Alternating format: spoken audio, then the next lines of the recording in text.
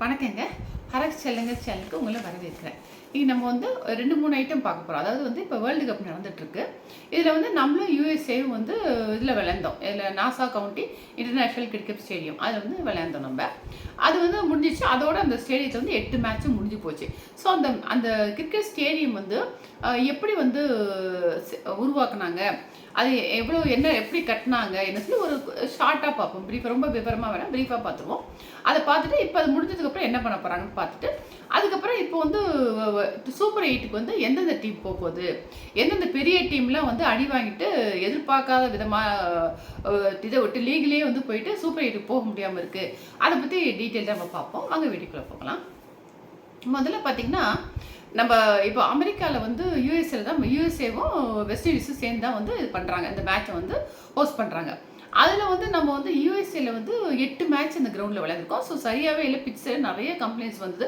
கண்ணாப்பினான்னு பந்து பவுன்ஸ் ஆகுது போகுதுன்னு சொல்லிட்டு.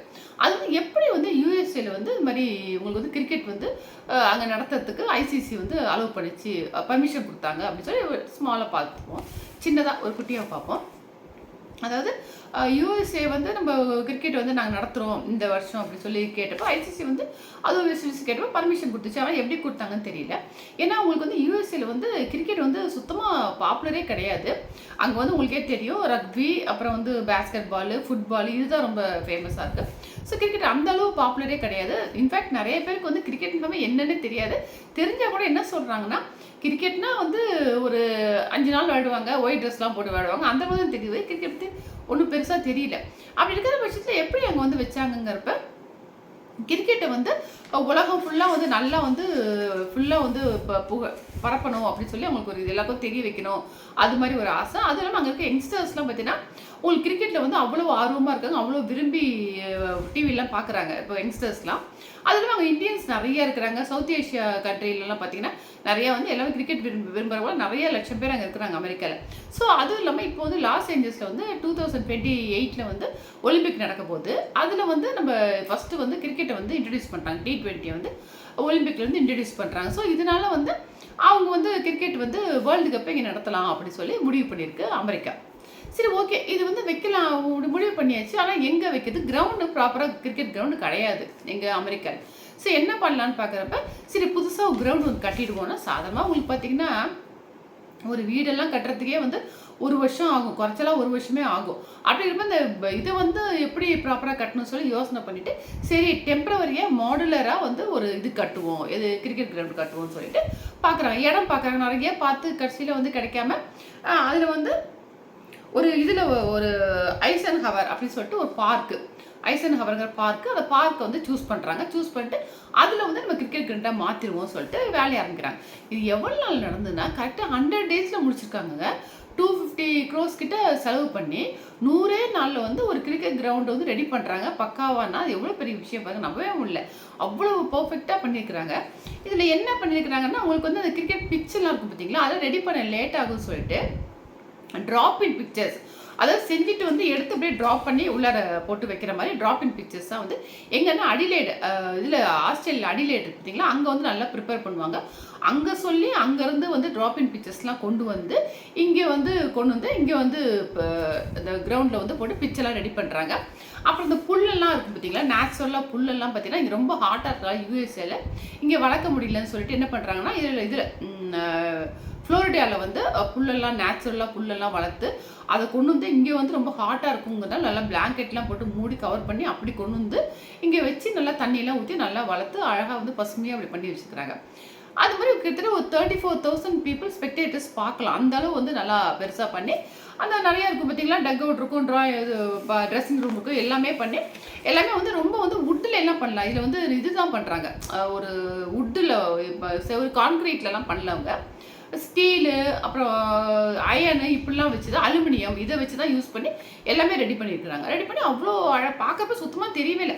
அன்றைக்கி கூட வந்து இதில் வந்து பாலாஜி வந்து இங்கே வந்துருக்கிறாரு, நம்ம பவுலர் பாலாஜி இருக்கார் பார்த்தீங்களா, அவர் வந்து யூஎஸ்எல் தான் இருக்கிறார். அவர்கிட்ட கூட கேட்குறேன் எப்படி இருக்குது ரூமெல்லாம் எப்படி இருக்கிறோம், அவரை தட்டி கேட்டு சத்தம் கேட்குதா அப்படின்னு சொல்லி காமிச்சார். ஸோ அந்தளவு வந்து காங்கிரீட் இல்லாமல் ரெடி பண்ணி வச்சுருக்காங்க. ரெடி பண்ணி வச்சு எல்லாம் முடிச்சுட்டு மே 15th போல் முடிச்சுட்டாங்க, எல்லாத்தையும் முடிச்சுட்டு உசேன் போல்ட் இருக்கார் பாருங்களா, அவர் தான் வந்து ஓப்பன் பண்ணி வச்சுருக்காரு. மே 15 அன்றைக்கி ஓப்பன் பண்ணிவிட்டு ஒரு கொஞ்சம் லோக்கல் மேட்சஸ்லாம் ஒரு 15 நாள் நடந்திருக்குது. அதுக்கப்புறம் தான் வந்து ஃபஸ்ட்டு மேட்ச் வந்து இந்தியா வார்ம் அப் மேட்ச் வந்து இந்தியா பங்களாதேஷ் நடந்தது. அதனால் வச்சுருந்தாருன்னா பிச்சு சரியில்லை போல் அப்படின்னு சொல்லி ரொம்ப கம்ப்ளீட். ஆனால் இதுவும் ஒரு நல்லா தாங்க இருக்குது. அது எப்படின்னா எப்போ பார்த்தாலும் பயங்கரமாக அடிச்சு ஐபிஎல்லை பார்த்து ரொம்ப போர் அடிச்சு போச்சு. ஏடா ஆகும்னா 200 த்ரில்லிங்கே இல்லாமல் போச்சு. இப்போ பார்த்தீங்கன்னா ஒரு குறைச்சலாக ரன் எடுக்கிறப்ப நம்மளுக்கு எப்படின்னா இந்த ரன் அவங்க எடுப்பாங்களா, எப்படி கஷ்டப்பட்டு ஒவ்வொரு பாலும் ஒவ்வொரு ரன்னும் நமக்கு முக்கியமாக இருக்குது. ஏன்னா மற்றபடி அவங்க 4, 6 அடிச்சு பார்த்து எவ்வளோ நிறைய எனக்குலாம் ரொம்ப போராக போச்சு. இப்படி தான் எப்படி நல்லாயிருக்கும் அப்படின்னு சொல்லிட்டு. ஆனால் இதே வந்து கம்மி ஸ்கோர் எடுத்து 2 பேருக்குமே டஃப்பாக இருக்குது. ஃபஸ்ட் பேட் பண்ணாலும் சரி, செகண்ட் பேட் பண்ண டஃப்பாக வந்து அவங்க பவுலிங் நல்லா எடுப்படுது. அதில் வந்து எப்படி அவங்க ரன்னை வந்து அவங்க டிஃபெண்ட் பண்ண போகிறாங்க, இவங்க எப்படி அதை வந்து சேஸ் பண்ணி எடுக்க போகிறாங்கன்னு சொல்லி ரொம்ப இன்ட்ரெஸ்ட் ரொம்ப உண்மையிலே ஜாஸ்தியாக இருக்குது. இது ஒரு மாதிரி நல்லா இருந்தது கிரிக்கெட். ஆனால் நம்ம வந்து கம்மியாக இருந்தாலும் ரொம்ப இப்போ நம்மளாம் விளையாண்டோம் பார்த்தீங்களா, அதில் வந்து பார்த்தீங்கன்னா ஃபஸ்ட்டு எடுத்தோம் கோலி அவுட் ஆகிட்டாரு, டக் அவுட் ஆகிட்டாரு, அப்புறம் ரோஹித் அவுட் ஆகிட்டாரு, அப்புறம் வந்து ஸ்கையும் அப்புறம் இவங்களாம் துபேலாம் வந்து இருந்து விளையாண்டாங்க போனாங்க. அதெல்லாம் பார்க்குறப்ப இவங்க எப்படி எடுப்பாங்களா போவாங்க சொல்லி 6 எல்லாம் பார்த்தீங்கன்னா அதான் சொல்கிறாங்க. 6 பார்த்தீங்கன்னா நம்ம ஊர்லலாம் கிட்டத்தட்ட 70 மீட்டர்ஸ்குள்ளே தான் வந்து பவுண்டரி லைன்லாம் வைக்கிறாங்க. அங்கெல்லாம் 75, 76 வைக்கிறதுனால ஈஸியாக அவங்களால நம்மளுக்கு வந்து அடிக்க முடியல. நம்ம 6 அடித்தா கூட 4 மாதிரி போகுது, இல்லை கேட்சுக்கு போயிடுது. ஸோ நம்ம வந்து அந்த இதை வந்து நீளம் வந்து பவுண்டரி எடுக்கல அதெல்லாம் வந்து கொஞ்சம் ஜாஸ்தி பண்ணணும்னு சொல்லிகிட்டே இருக்கிற பண்ணால் தான் ஃபாரின்லாம் இருக்கிற மாதிரி நம்மளுக்கும் அந்த மாதிரி நல்லா வரும். நம்ம அடிச்சு ப்ராக்டிஸ் பண்ணி ஈஸியாக இருக்கும். இது முடிச்சதுக்கு இப்போ வந்து கிரிக்கெட் கிரவுண்டுக்கு வருவோம். கிரிக்கெட் முடிஞ்சதுக்கு அதாவது 8 மேட்ச் அங்கே நடந்திருக்கு யூஎஸ்ஏல, அந்த நாசா கவுண்டி இன்டர்நேஷ்னல் கிரிக்கெட் ஸ்டேடியமில். முடிஞ்சதுக்கப்புறம் இப்போ எல்லாம் ஃபுல் புல்டோஸ் எல்லாம் கொண்டு வந்துட்டாங்க. ஃபுல்லாக இடித்து ஒரு மாதத்துக்குள்ளே எல்லாத்தையும் இடிச்சு அது இப்போ செய்யறதுக்கு அதுக்கு உருவாக்கிறதுக்கு ஒரு 250 crores ஆச்சு. இப்போ இடிக்கிறதுக்கு கிட்டத்தட்ட 200 crores ஆகுமா. ஃபுல்லாக வந்து எல்லா புல்டோஸ் எல்லாம் வந்து எப்படி அந்த பிச்சு இருக்குது பார்த்தீங்களா, பிச்சு அந்த கிரவுண்டை மட்டும் விட்டுட்டு மற்ற எல்லாத்தையும் டெமாலிஷ் பண்ணி எடுத்துகிட்டு போகிறாங்க. அதை வந்து அந்த நேச்சுரல் கிராஸை வந்து ஆர்டிஃபிஷியல் கிராஸ் வச்சுட்டு நார்மலாக லோக்கலாக வந்து கிரிக்கெட் விளையாடுறதுக்கு போகிறதுக்குலாம் அது வந்து லோக்கல் மேட்ச்லாம் நடக்கும் பார்த்தீங்களா, அது யூஸ் பண்ணிக்கலாம்னு வச்சுட்டாங்க.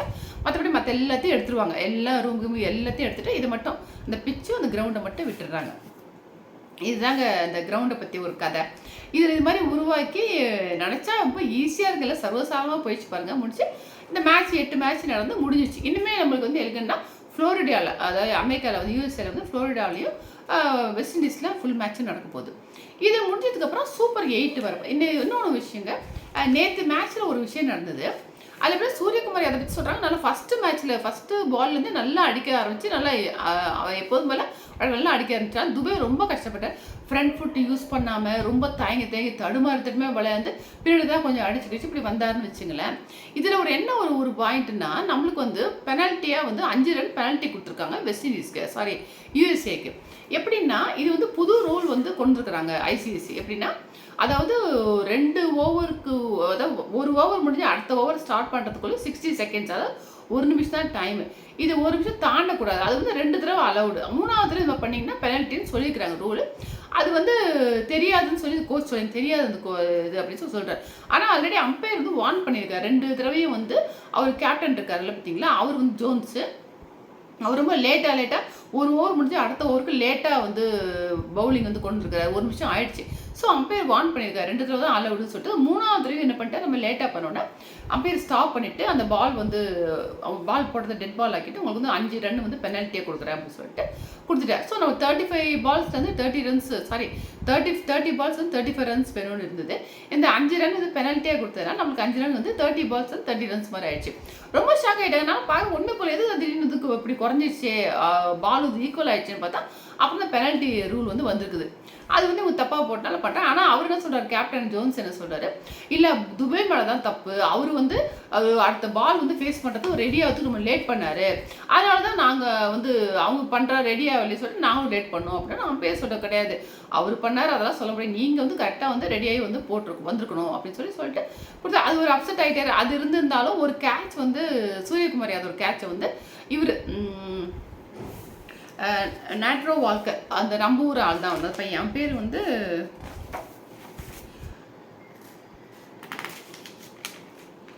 அந்த பையன் வந்து நேட்ரா வால்கர், அந்த பையன் நம்ம ஊர் பையன் தான். அந்த பையன் வந்து கேட்சை வந்து மிஸ் பண்ணிட்டான். அது ஒன்று. அந்த பையன் பாருங்கள், நேட்ரா வால்கர் அந்த பையன் வந்து நம்ம இந்தியன் பையன், இந்தியாவில் இருக்கிற பையன் தான். இங்கே தான் முடிச்சுட்டு இன்ஜினியரிங்லாம் முடிச்சுட்டு நம்ம இந்தியாவில் வந்து ரஞ்சி ட்ராஃபிலாம் வந்து மும்பைக்காக விளையாண்டுருக்கான். விளையாண்டுலாம் முடிச்சுட்டு ஹையர் ஸ்டடீஸ்க்காக வந்து யூஎஸ்ஏ போயிட்டு அங்கே போய் படித்து ஆரக்கல்ல வந்து ஒர்க் பண்ணிட்டு இருக்கிறான். ஐடி படிச்சுட்டு ஒர்க் பண்ணிவிட்டு அப்படியே கிரிக்கெட்டும் விளையாண்டுட்டு இப்போ பார்த்தீங்கன்னா கம்பெனியில் விளையாண்டுட்டு அங்கேருந்து வந்து மேட்ச் வந்து விளையாடுறான் அந்த பையன். விளையாண்டுட்டு ஒரு அங்கே ஆஃபீஸில் லீவ் போட்டு வந்துருக்குறான். லீவ் போட்டு வந்து விளையாண்டுட்டு திருப்பி வந்து வரப்போ யாருங்க இருக்கா இப்போல்லாம் வந்து கிரிக்கெட்னு வந்து அதே ஜாபாக எடுத்துக்கிறாங்க எல்லாரும். யாரும் இப்போ ஆஃபீஸ் போகிறதோ லீவ் போகிறதோ கிடையாது. முன்னெல்லாம் இருந்தது ஒர்க் பண்ணிட்டு விளையாடுவாங்கன்னா இப்போ எல்லாம் ஃபுல் அண்ட் ஃபுல் கிரிக்கெட்லேயே ஒரு ஜாபாக தான் எடுத்துருக்குறாங்க. அந்த பையன் பார்த்தீங்கன்னா ஆஃபீஸ் லீவ் போட்டு விளையாண்டுட்டு போய் அதிலே அற்புதமாக பவுல் பண்ணுறான். அந்த சூரியகுமார் அதை கேட்ச் மட்டும் பிடிச்சிருந்தாங்கன்னு வச்சுக்கோ 3 விக்கெட் ஆயிருக்கும். இது 2 விக்கெட் எடுத்திருந்தான். அவ்வளோ ஃபஸ்ட் கிளாஸாக நல்லா பவுல் பண்ணியிருக்கான் இந்தியன். அது ஒரு மேட்ருங்க. இது முடிஞ்சிருச்சிங்களா? இந்த கிரவுண்டை பற்றி பேசியாச்சு. இப்போ வந்து அதெல்லாம் எல்லாத்தையும் இடிச்சிட போகிறாங்க, இல்லை டெமாலிஷ் பண்ணி எடுத்துட போகிறாங்க. அந்த இதை மட்டும் விட்டுட்டு இது நம்ம மேட்ச் நேற்று நடந்தது. அடுத்து சூப்பர் 8 பற்றி நம்ம பார்ப்போம்.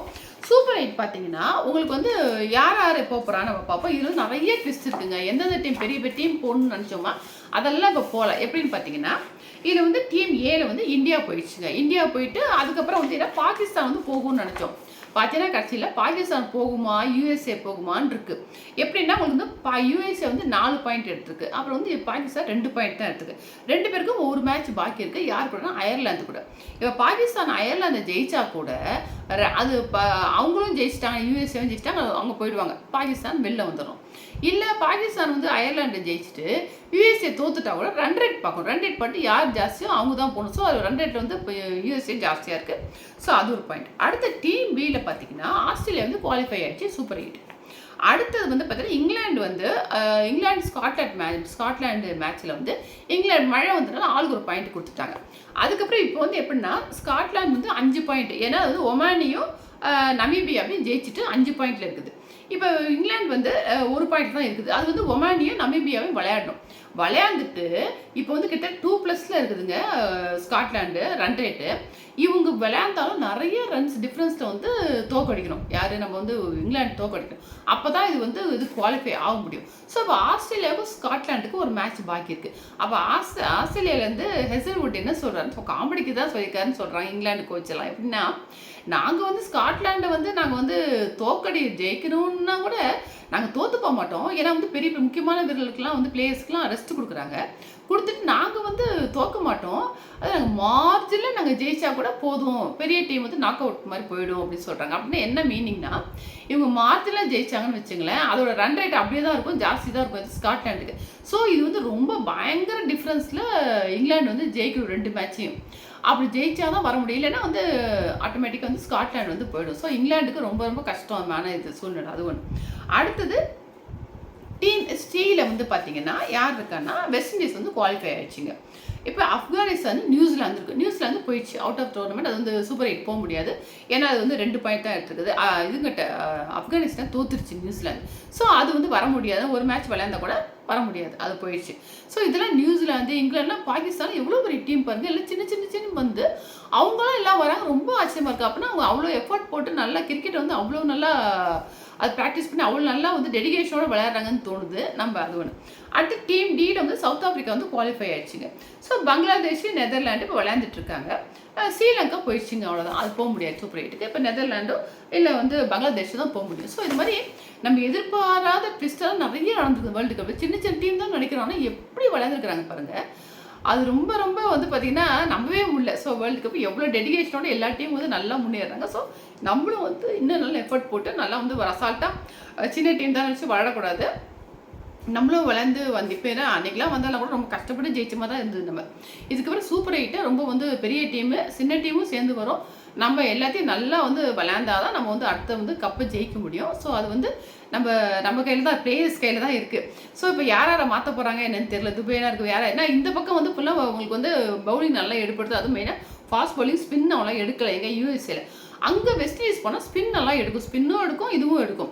சில ஊரில் ஸ்பின் நல்லாவே எடுக்கும், சில ஊரில் ஃபாஸ்ட் பவுலிங் ரெண்டுமே மிக்ஸாக எடுக்கும். ஸோ யாரை சேர்க்க போகிறாங்க அப்போல்லாம் வந்து குல்தீப் யாதவ்லாம் வந்துருவார். அவர் வந்து இந்த சேர்க்கல இன்னும் அவரை குல்தீப் யாதவ் போட்டுருவாங்க.